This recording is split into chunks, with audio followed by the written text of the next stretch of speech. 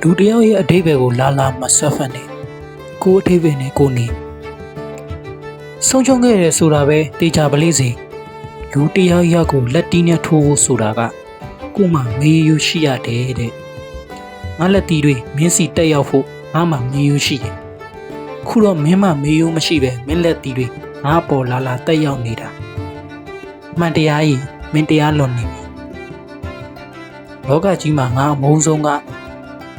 ကြောက်ပေါက်ခွက်တွေပြည့်နေအောင်ပါဖြူးနေတဲ့အဲ့ဒီအမှန်တရားဆိုတဲ့ငနဲကိုပဲနှစ်ခုပဲချစ်သူစစ်စစ်နဲ့ရန်သူစစ်စစ်ဒီနှစ်ခုပဲလူစိမ့်နှမ်းလူအသက်ရှူရတဲ့တငယ်ချင်းမောင်ဆန်းအေးရေ